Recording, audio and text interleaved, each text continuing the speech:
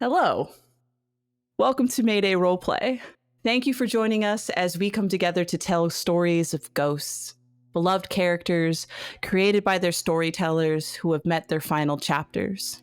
We here come to bear witness to last impressions and learn to say goodbye. This is the game known as Ghostfi. But before we turn our next page, some housekeeping is in order. We'd like to thank our handler-level Patreon contributors. Their involvement allows us here at Mayday to continue to produce and tell stories for your viewing pleasure. So thank you to Advance War Sammy, OG Pan, Bimblewart, Cameron S, Kirby's Double, Moria, Brandon C, Jonathan M, and Ren. If you too would like to contribute to Mayday, be sure to find us on Patreon. You'll get early access releases to art, bi-monthly games run by Mayday, and our Discord server built around our wonderful community there. And expect VOD exclusive runs of Ghostfi by the Mayday members like this one today, and a campaign diary in the near future.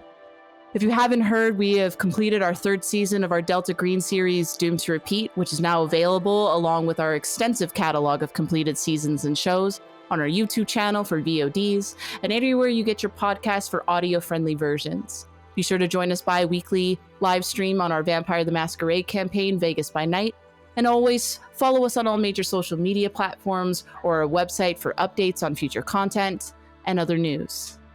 We would like to thank, lastly, our wonderful guests who have come to tell stories with us, top-tier creatives in the actual play and TTRPG scene, gifted storytellers, and their beloved characters. Be sure to follow their amazing work on their respective videos in the description listed. Ghostfi is a game about death and grief and the complicated lives of complex characters. This actual play is intended for mature audiences. Please take care of yourself and be aware. Our players are under the guidance of safety tools, and X-Card can be employed at any time.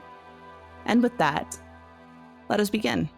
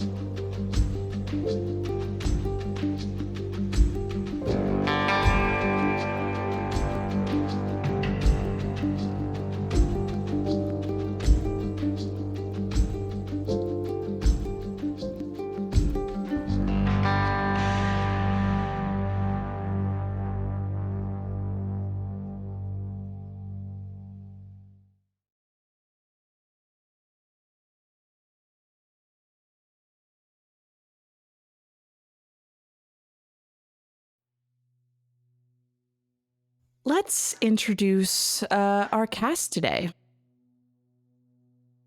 Hi, I'm Lev. Should I say who I'm playing now? Is now the time to say who I'm playing? Great. I am playing Rose Alvarado. Wonderful.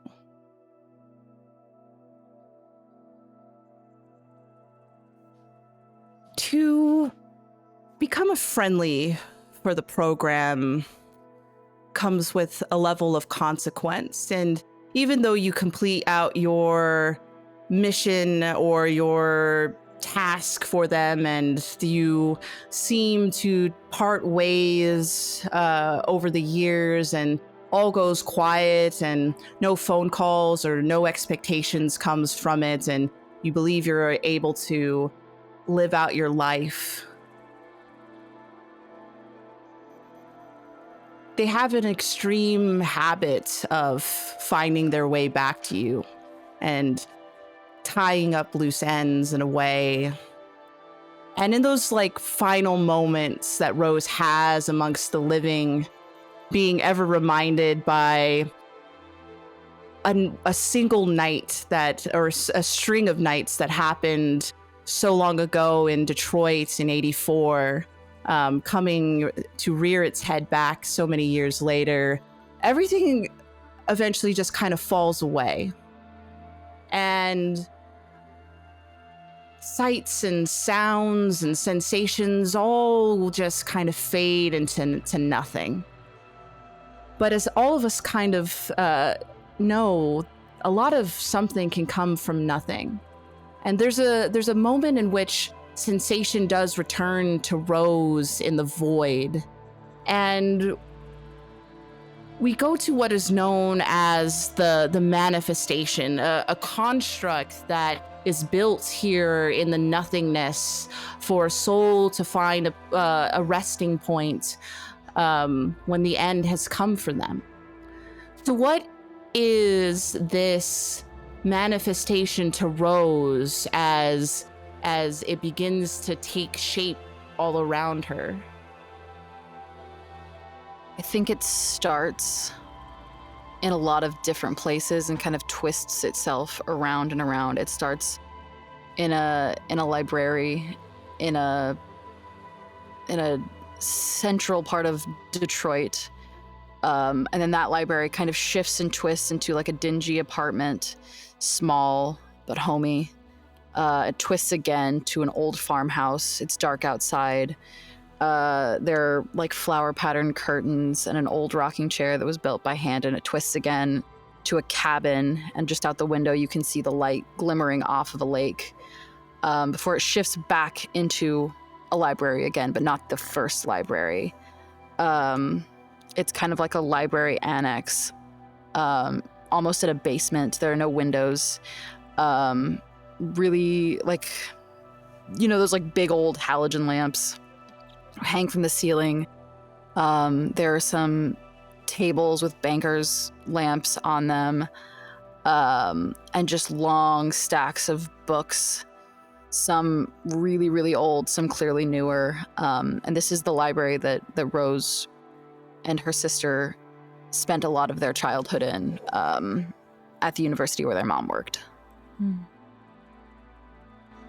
And as those halogen lights start to kind of flicker on and illuminate what seems to be bookshelves that kind of stretch on for almost miles, like an eternity.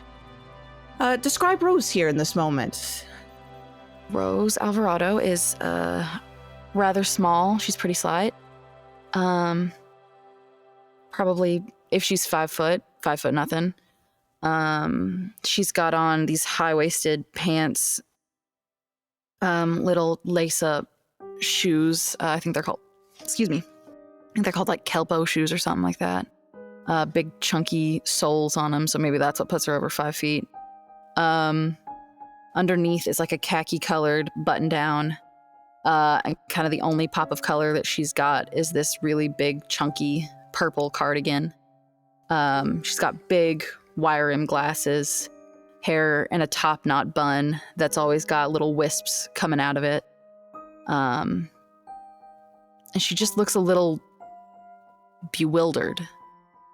Not necessarily scared or upset, just trying to get her bearings.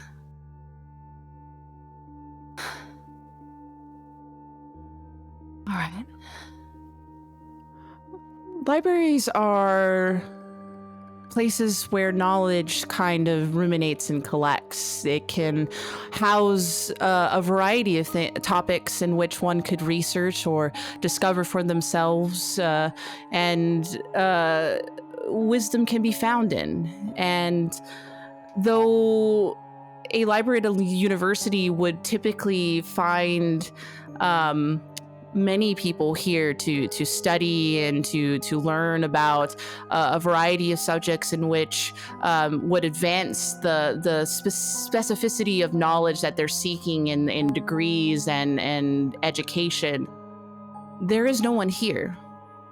This place is empty and vacant, and it's easy for one to fall into a bit of nervousness or despair that perhaps we are alone.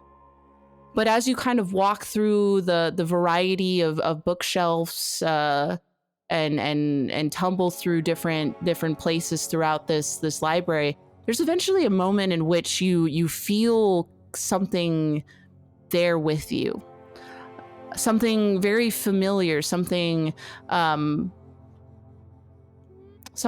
maybe homely or at least very familiar to you, something that breeds a level of safety and security for you. And this is what this is your guide, a entity who has come to bear witness to this part of your journey and to be with you so you don't feel so alone. What shows itself to you? Who or what? What is it? I think as Rose is kind of taken laps around these big shelves that looked bigger when she was small, but are now kind of moderately sized for her. She kind of trips over in her mind all the people that she's loved, who she's lost, her mother and father, friends, Oliver. And I think like she turns a corner hoping that he'll be there kind of in the middle of the walkway. And it's not him. It's not anyone that she knows as a human living person. There was an old barn cat at her grandparents' house that Rose remembers as a kid, like chasing around. And she wasn't fond of Rose or Marisol. But at this juncture, this old calico cat kind of trots up and whines between her legs. Biscuit, hi. Yeah, Biscuit weaves themselves between your legs, brushing up, purring just ever so gently before they kind of reach out into a very long stretch, and a brief yawn before they kind of sit right in front of your legs. Tail just kind of swishing with general interest, and they just look up at you, and you can that someone is here with you, and you don't feel quite alone. And with that, let us pull our first card. Okay, all right. Okay, great. I've set these up like I pull tarot. 6 of clubs. 6 of clubs. The clubs represents the self, a personal affliction. And for the 6 of clubs, that is something that is out of your control. So what does that look like for Rose? What out there that has occurred in their life that brought them a lack of safety because there was something well out of your control? I think again the library kind of shifts and bits of it start forming. It's an office with like a cup of tea on the desk, and then it's the empty stairway of a high-rise hotel in Detroit. It's a crib shoddily kind of put together in a haste, and then lands on a book that they didn't have possession of. It's kind of like wrapped in what looks like leather, but may not be the kind of leather that is generally accepted as useful. And she'll kind of scritch Biscuit behind the ears and reach down onto a bottom shelf, kind of looking away from the staircase, and pulls out the Cult de Ghoul, which is the book that her first run-in with the program that they had her translate for her first kind of intro to the program that set her life on this kind of path. Roll me a d4.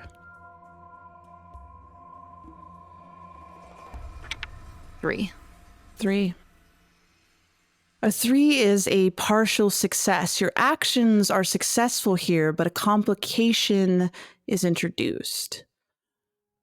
So let's talk about that. When one opens a book that maybe they should not have, and it leaves such an impression on them, in which it carries the recourse of a journey that maybe one does not want to particularly take, especially when they know what the end results became. How does one find peace in that and let go of it? I think to Rose, this kind of represents her insatiable desire for knowledge and to know and to be informed enough to make decisions that never really kind of is enough. Like, there's never enough knowledge to make the most perfect informed decision. So I think she picks up this book that she wanted to keep the book. She wanted to keep it and understand it and know it more. And I think holding it closed in her hands, there's that desire to open it again, to have that moment of like, I can learn again. I can figure what this is. I can know. But then I think she looks around and it's almost like, well, what's the point now? What would this change now? Why would I put my focus on this now when I don't entirely know what's happening here? And this was like, we're sorry, out of character. We're vaguely aware that like we know we're dead. In a way. Okay. Then I think its existence in this place doesn't feel as weighted as it did in the real world. I think she like it, and it's a good several minutes of just considering this book and almost opening it and then closing it again and holding it between her palms. And I think it gets kind of shoved back onto the shelf. And she looks down at Biscuit.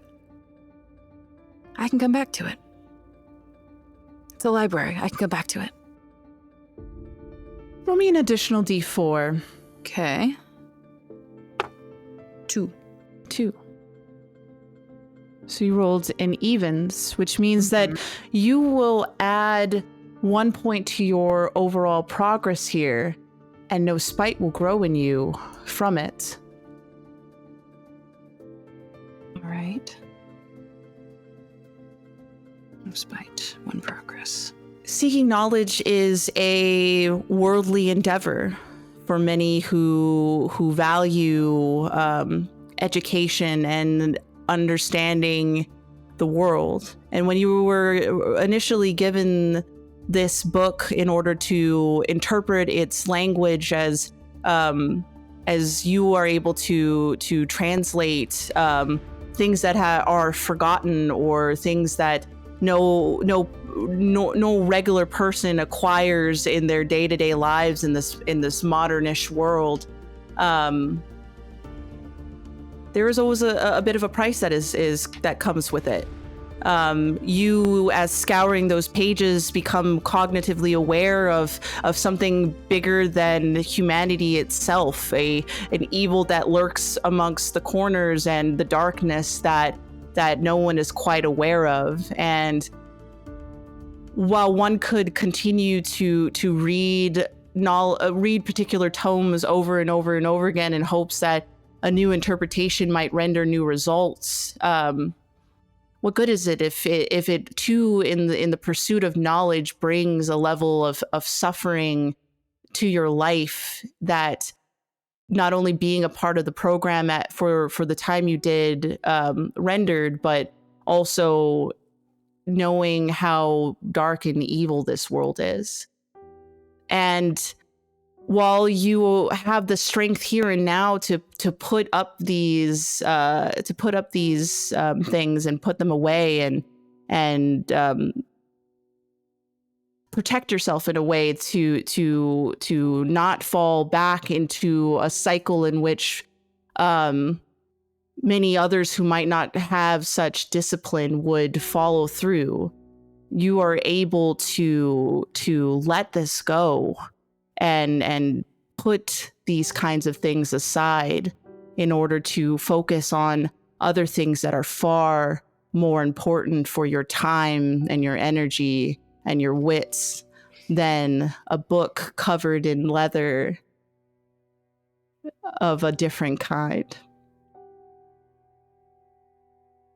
And with that, as you that you hear that book slide back so ever so perfectly back into the place in which you pulled it from, Biscuit is there with you and kind of brushes up against you again, purrs ever so gently.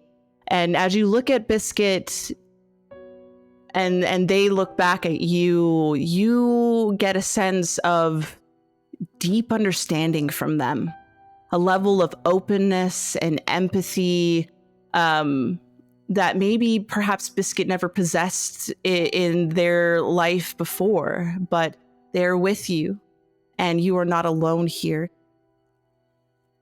And with that, reach down and scritch on him again. You scritch and love on them. They are so ever receptive to you. Why weren't you like this when we were kids? Damn. They don't quite respond except enjoying the gentle caresses of that you offer them.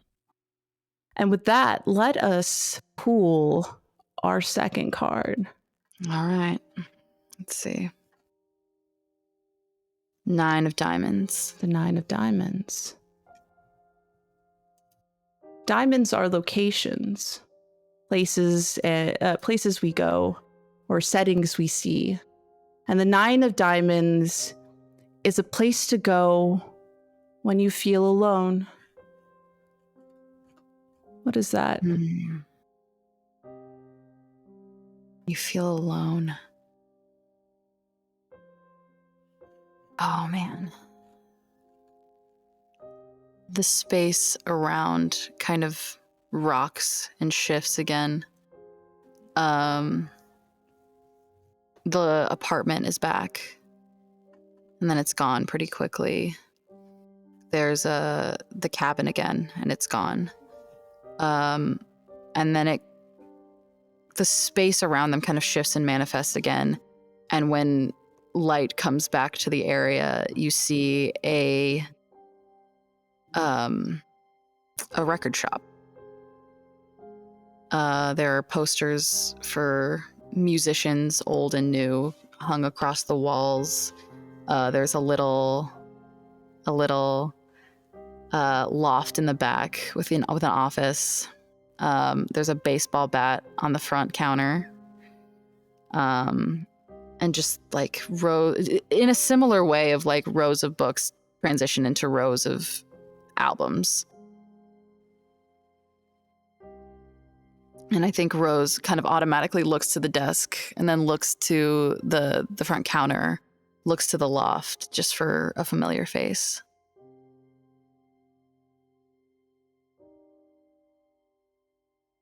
Hi, Echo. Roll me a d4.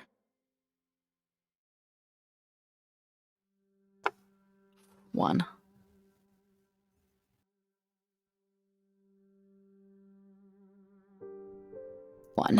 A 1 is an absolute failure, which means that you will add 1 to your failed progress, as well as earn yourself a point of spite.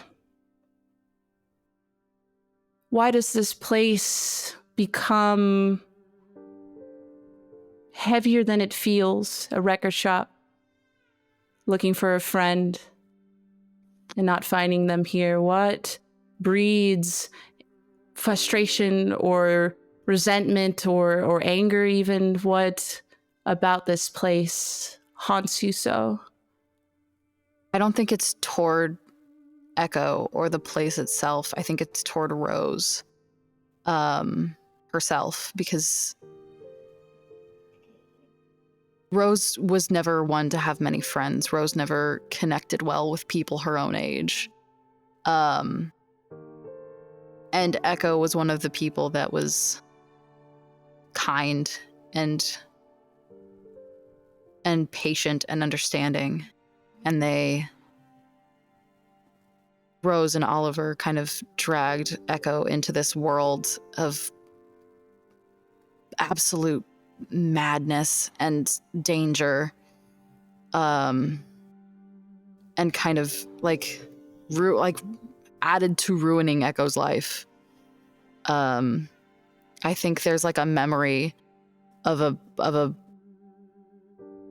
night where everything went to hell and Detroit was on fire, and Rose hid here for a while with a crystal, and then nothing was ever the same after that. Coming in here was only a memory of that night and that terror and pain, and wanting to find someone who could understand it, but maybe Echo didn't want to. And that's fair in Rose's mind, and Rose absolutely understands. But the place of connection stopped being a place of connection after that.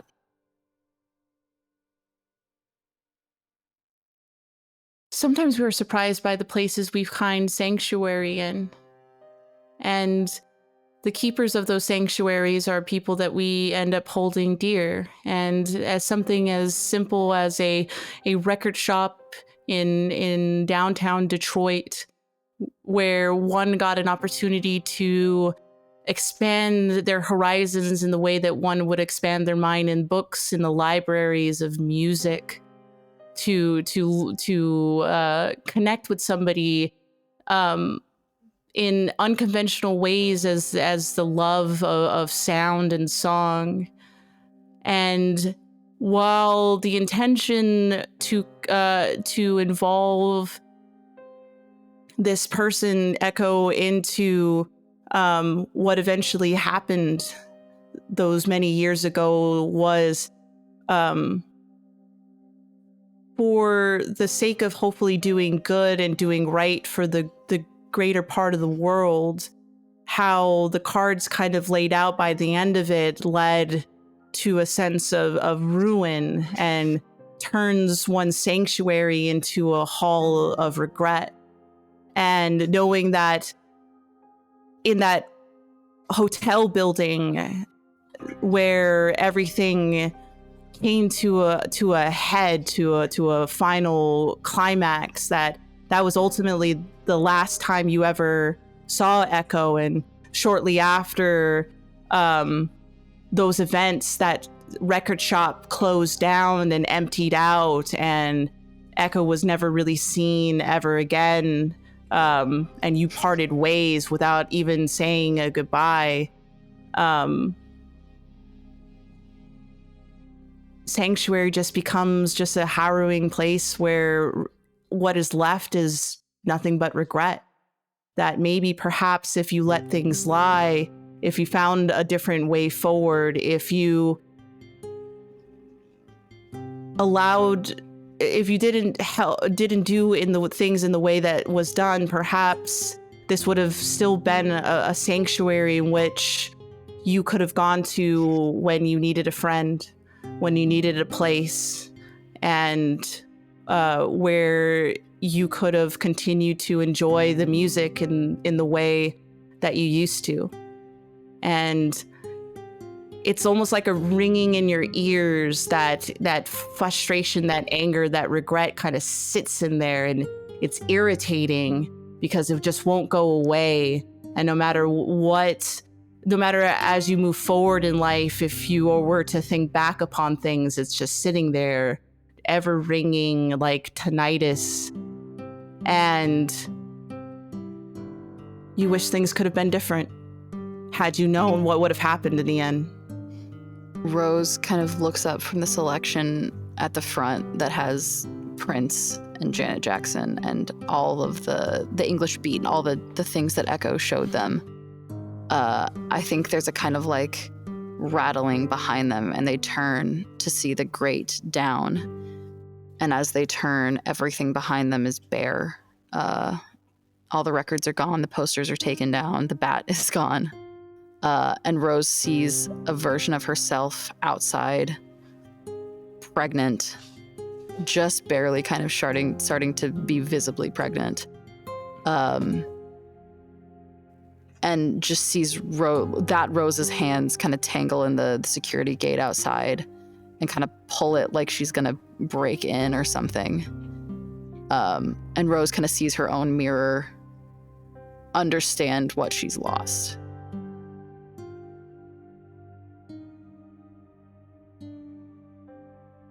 Eventually, the image of Hightower Records slips back into the many rows of endless books of your manifestation, and sitting before you, watching you carefully, is Biscuit, staring at you with a level of empathy and openness, understanding beyond its comprehension, maybe even more than what you recall it ever having. But it sits there watching you ever carefully. And they are with you, and you are not alone. Kind of scoop him up, look him in the eye.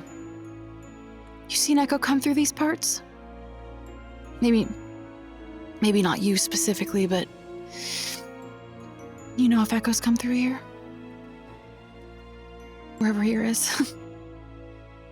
They yawn ever so casually, kind of do that thing where cats kind of put their paws over their head and, bundle themselves up into your arms, but never a proper response from Biscuit for such a question. That's all right. Well, if you see them, if they're after me, you be nice like this, all right? And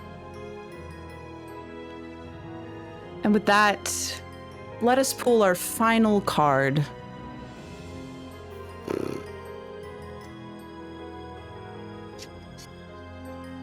The Queen of Clubs. The Queen of Clubs. As we've mentioned, that clubs are of the self, a personal affliction. And the Queen of Clubs is the grief that you couldn't overcome. Fuck off. This fucking game. Tell me about it. Tell me about that grief. You know about that grief. After the memory of Echo's place, of Hightower Records, of a place that was a comfort, I think Rose looks up from the cat and just sees the flick of the end of a jacket, a familiar jacket going around a corner in the stacks. And without meaning to, she starts following. Kind of puts the cat down because she has to go faster. She has to catch up. She has to get to him before he gets to the stairs. And she turns the corner. And there's the glint off of a fucking stupid-ass earring that she always made fun of him for. As he goes around another corner, the light hits it just right. And she starts running again and kind of flickering in through the air, the sound. There's a song that starts playing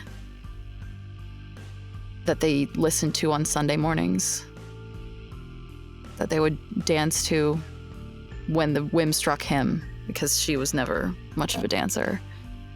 Quédate Conmigo by Tito Rodriguez kind of comes through crackly like it's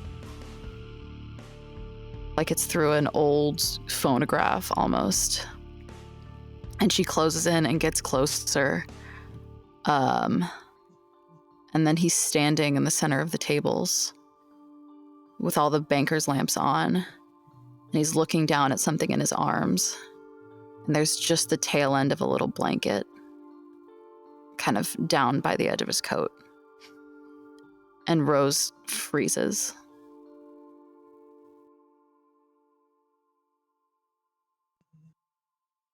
Roll me a d4.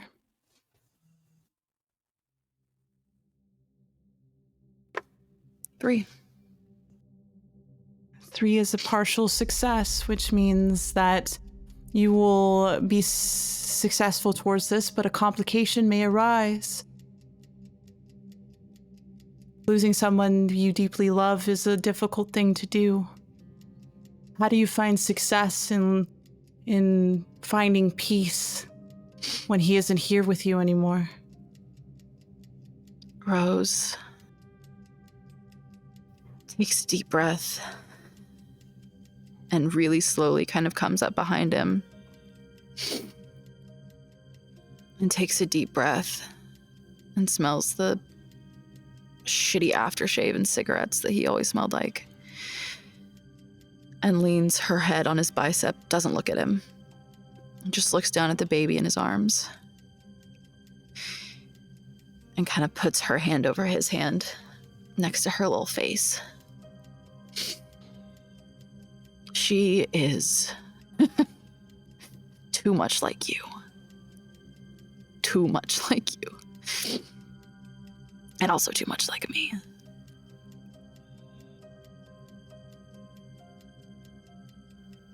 And I think she just kind of stands there in it as the song, like the last kind of trumpets of the song, echo out. Roll me that additional d4. 1. For rolling an odd here on this success, you do not make any progress towards your success, but your spite grows.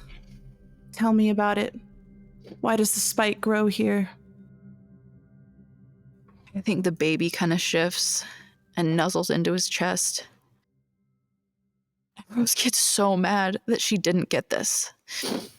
That they didn't get this, that he didn't get this, that their daughter didn't get this. And she can't stand next to it anymore because it's not real. It's not true. And I think she just starts pushing over lamps, trying to like turn the light off because if it's dark, she doesn't have to see it. Doesn't have to see what they could have had. And she's just kind of... Rose was never a rampager.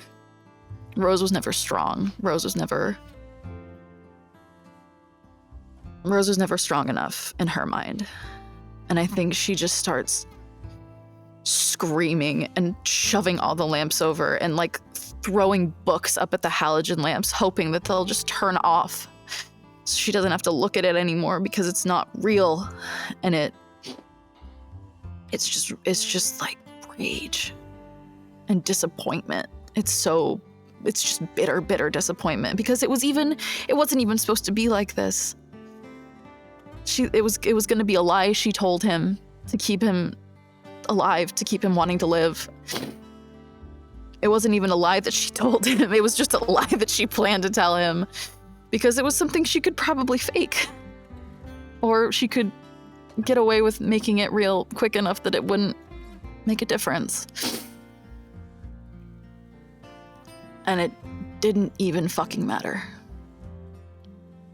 I think she kind of just ends up on the floor, shaking and mad.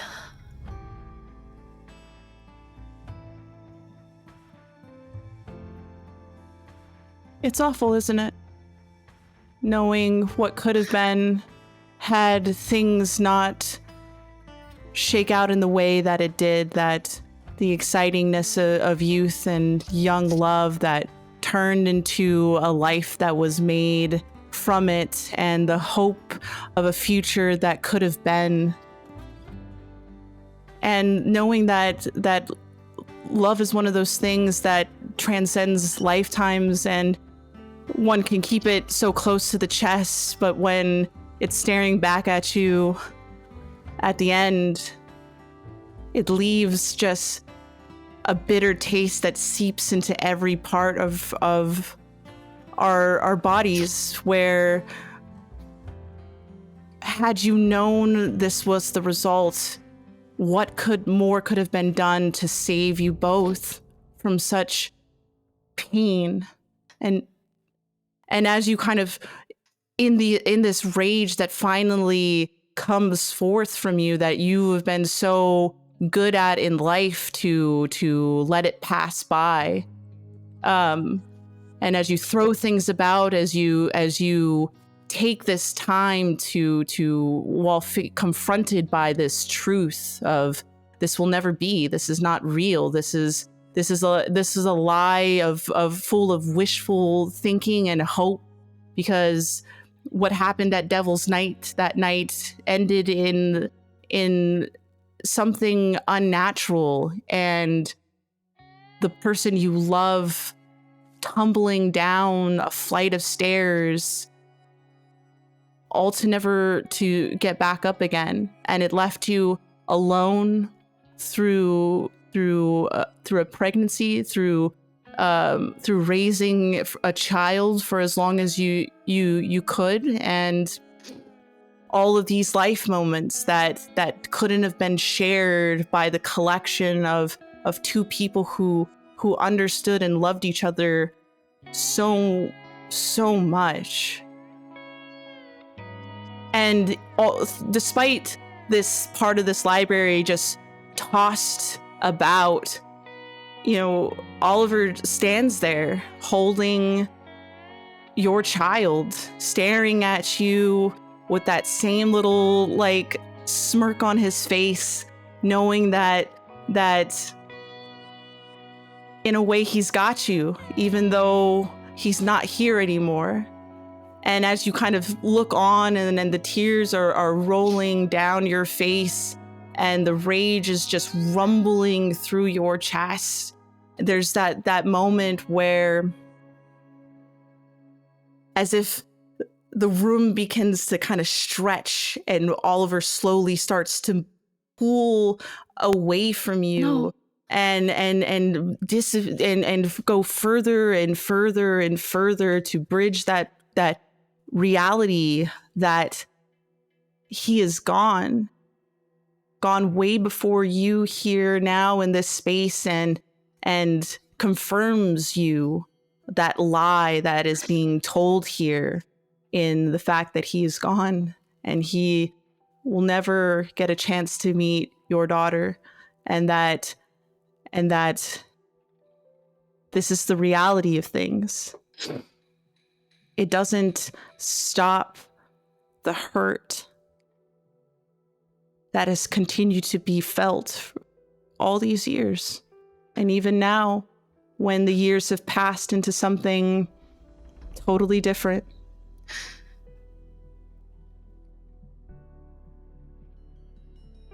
Rose, as he stretches away, thinks about the fact that their daughter is still alive. She's still there somewhere. And the not getting to see her. I dropped her off at school this morning. I told her I'd make quesadillas for dinner. What's she gonna do now? She's gonna go. She didn't have either of us. And I think she's I think the library starts just crashing in. The books are flying off the shelves. The shelves themselves are toppling. She's just at the nexus of destruction. I don't know what to do. And I pick up Biscuit and I just look at him. What am I supposed to do? How am I supposed to... I'm supposed to do anything? And as you hold Biscuit in your arms, you look them in the eye, and they look back at you, and they possess a sense of deep understanding beyond comprehension, a level of empathy and openness that perhaps this small little barn cat never possessed at a time that you knew them. And as the room around you rattles, and as books seem to slip off shelves and tumble to the floor, it eventually settles.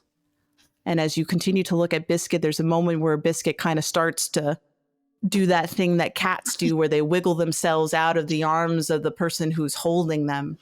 And they begin to walk down the way, down one of these hallways. And eventually they walked a certain amount of time, and they stop and they kind of sit there, and they kind of turn their head back to you as if they are asking of you to come with them somewhere, to follow me, and maybe I can find that answer for you.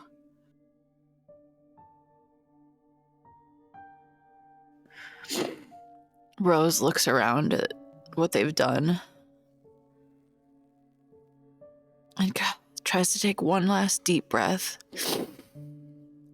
Smell that stupid fucking smell. And it just kind of smells like it's fire smoke now. The aftershave is gone, the cigarettes are gone. And I stand up. And I set one of the banker's lamps upright in the middle of the chaos. And I follow the cat. Where Biscuit leads you is a place known as the Crossing. The Crossing represents locations that go off into multiple directions. This could be airports, this could be a bus station or a train station, stairwells even, forks in the road, portals like doors or gates or cave entrances, pools even. It is a place that represents a path in which one must make a definitive choice in where they go and what they do. And as you guys maybe head to the end of this library door where one could open it and move to this, what does your crossing look like? As I kind of walk through the destruction, the lights get dimmer and dimmer. But there were lights further away that I didn't quite get to smash. So as the light comes back up, it is a hallway outside of an apartment building, or outside of an apartment door. It's not the apartment from Detroit. It's a different apartment. It's not quite as dingy. To the left are some stairs going down. To the right is the kind of cracked apartment door. And through it is just the faintest little echo of My Funny Valentine. Not sung by Ella Fitzgerald, but just kind of crooned like a lullaby. And Rose kind of tilts her head, looks through the little crack in the door, just sees like an aloe plant on a sunny window, and looks down the stairs as they turn away from the door. And there's a cigarette case kind of resting on one of the stairs.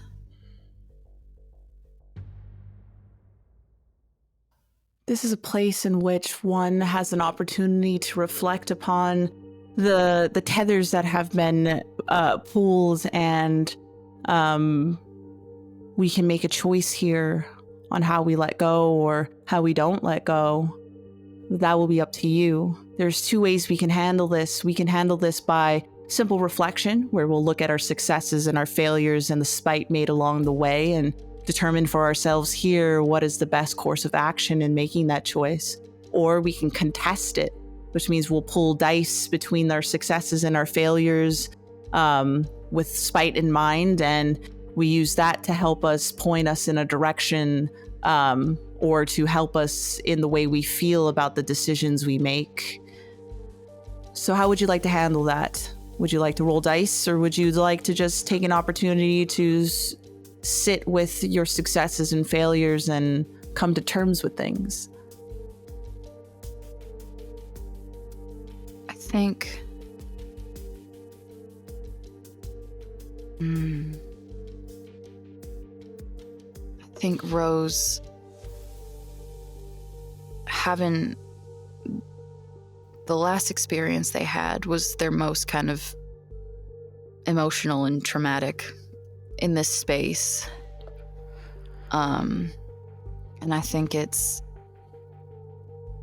making them worried for their daughter for whenever she comes through this door, because we'll all go through this door.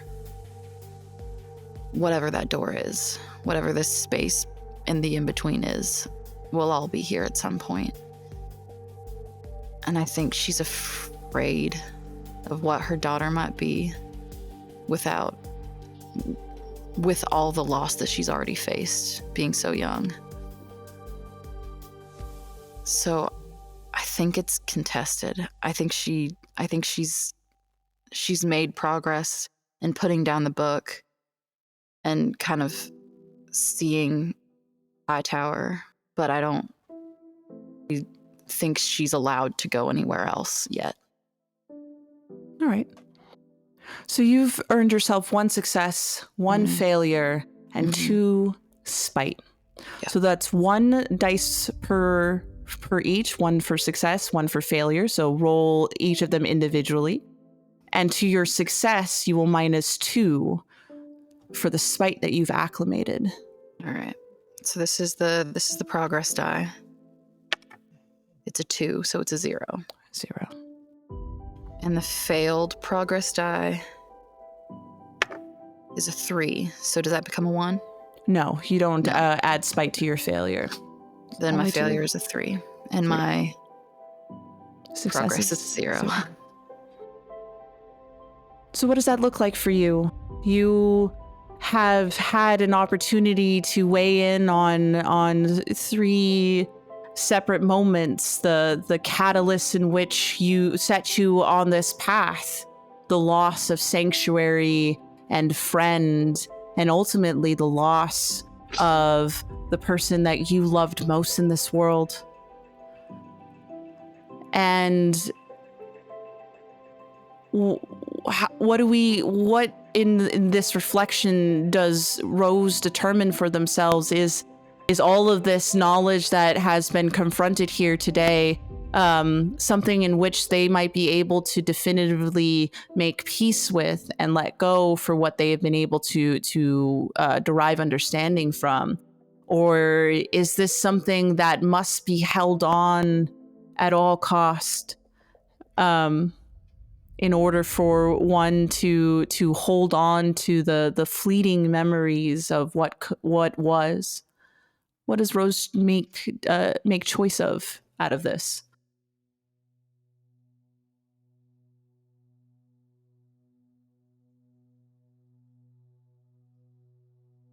Rose is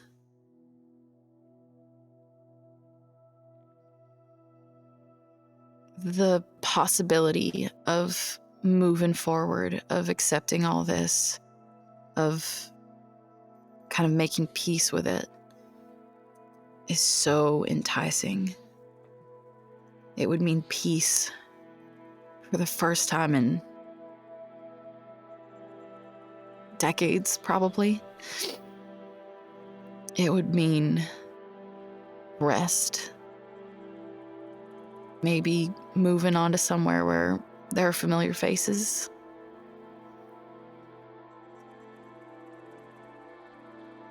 But there's some There's something left still. There's something left. And I think Rose is just so guilt-ridden about leaving leaving her kid without guidance, without protection, that she pushes into the apartment where the song is still playing, being sung, being heard, and just kind of goes into her daughter's room and sits down in a corner, just kind of watching the bed, because that's where she's supposed to be. That's what she's supposed to do. She's supposed to keep her safe. Supposed to keep her not alone. She's not old enough to be left alone.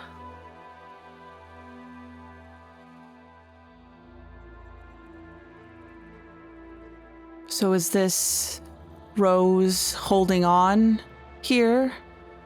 Or is this Rose letting go? I think in certain aspects it feels like letting go.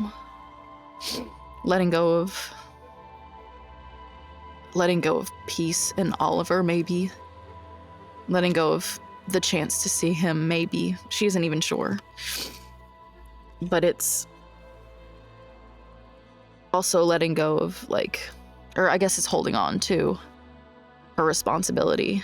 I think she feels intense responsibility for bringing this little thing into the world. And if she doesn't get peace, neither do I. So Rose is choosing to stay. Yeah. Rose is choosing to stay.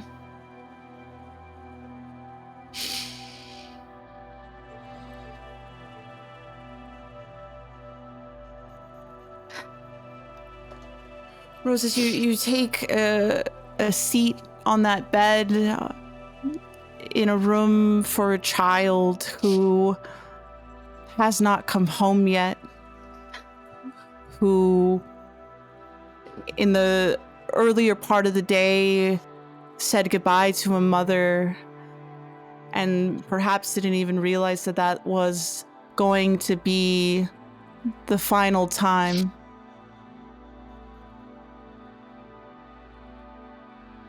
And you have made a decision to forgo the peace in which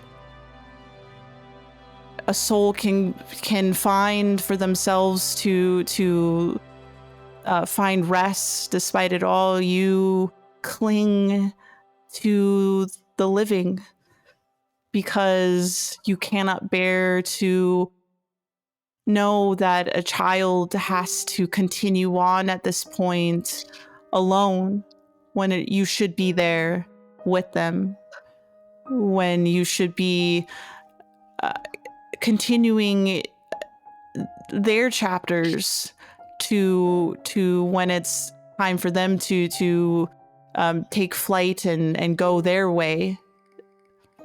And you sit there waiting.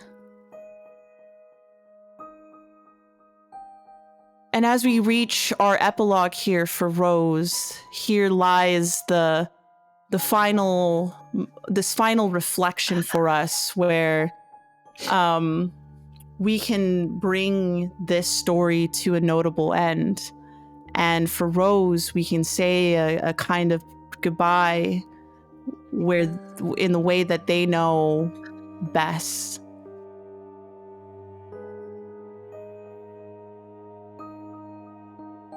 So what is this final reflection as Rose sits here on this bed?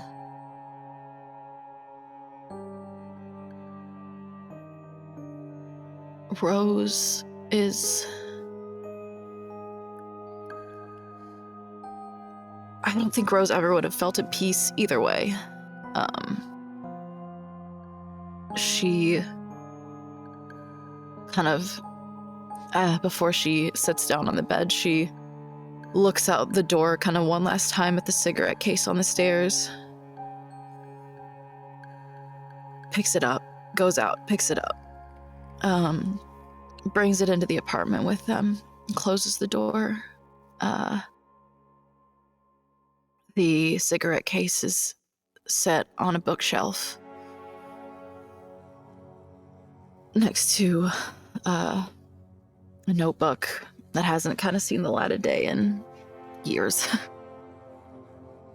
And she goes into her daughter's room and starts just straightening things up as a mom would do when her kid's not home.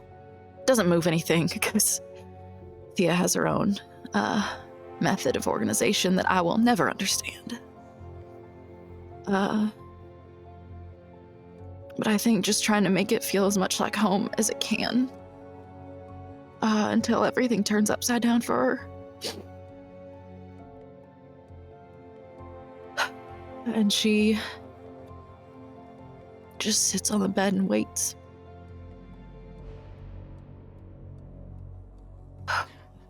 As you sit on that bed and you wait, Rose, you hear the door open, and you stead yourself waiting and expecting Thea, your daughter, to come home, to enter into their room and be here in this space with you. But the person that enters the door frame, the first thing you see is that cigarette tin in the hands of someone. And as you look onto it, to him, it's Oliver leaning up in that door frame. And he looks at you and says, "Well, hey there, stranger." What are you doing here, huh? Oh, you didn't think I was going to leave you alone here, did you? I hoped you'd find something past this, but I guess we were both pretty stubborn, huh? Now, there wasn't really much past this anyways, so I decided maybe to just wait it out. We can wait it out together. And give her something nice to come home to. And he comes and sits next to you on the bed, and he takes your hands. And he's like, "I think that's probably the best idea you've ever had." You sure I've had a lot of good ones. Huh? And he chuckles at you, and he kisses you on the forehead.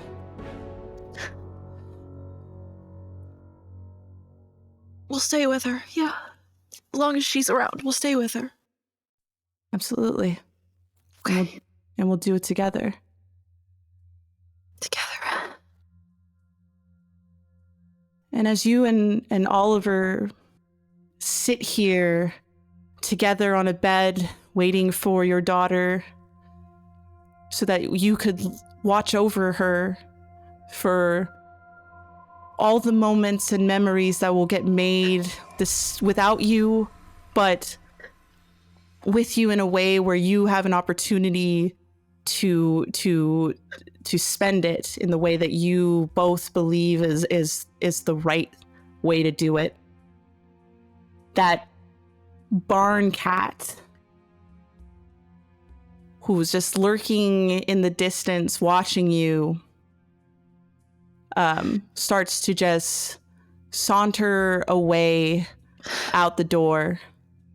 And as they pass that threshold, what comes into frame is a hooded being, which one cannot see their face. And as you and Oliver left behind in this room, just kind of framed by by multiple doors of a home. This being reaches out with its very long and bony-like hand, and they close the door on this beautiful moment in which two people have chosen to be together, to stay together, and to keep watch over the thing they loved most. And I think with that, as that door closes, the manifestation all fades away. The library of endless books, the images of forbidden knowledge and record stores, and the last fleeting memories of love are fading away into the nothing, reminding us that in this little bit of darkness is just the remnants of love that will never pass on. Not here, not today. That is where we're going to end our story here today. For Rose. Eli. What the fuck is this game you've made to make me cry? This was beautiful, my friend. Thank you. Thank you. Thank you so much. I need to tell you something because I was listening to my Rose playlist during this whole thing. We'll talk. We'll talk. Out so cool. It turned out so cool. That's wonderful. We'll talk about it in a moment. Yeah. But thank you, everybody who have come here today to listen to this story of Rose. One, if you're not familiar with who Rose is, then you haven't been watching Delta Green Doomed to Repeat from Mayday, so I suggest you get on it and experience. Spoilers, by the way. Spoilers ahead, but maybe not in a way. But either that, go check it out and see for yourself the beautiful story of Rose and Oliver.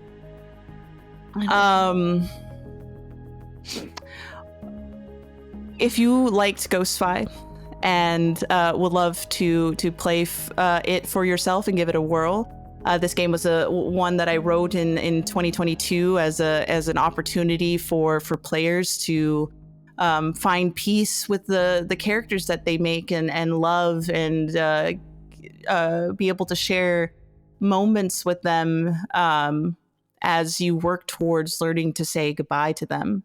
And being able to give them proper chapters to close on, and satiate the what ifs that might come along the way. So if you would love to bring that to your table or to bring a level of peace to yourself, be sure to look down in the description and get yourself a copy of Ghostfy today, I guess. Yeah, and you should do that. If you play TTRPGs and you've had a character die, or even if you haven't, play this game. I was not expecting to cry as much as I did. I should have been expecting to cry as much as I did because I'm me. But goddamn, dude. Fucking gorgeous. And the story of Rose is one of a collection of 13 stories that are being told both by wonderful guests who are bringing their own characters here, and every member of the Mayday crew. So be sure to come back and tune in to the rest of this wonderful Halloween season as we tell more stories of ghosts and how they meet their end, and if and when, or if they don't, find ways to let go. So with that, thank you again for tuning in. Stay well, and we'll see you on the next story.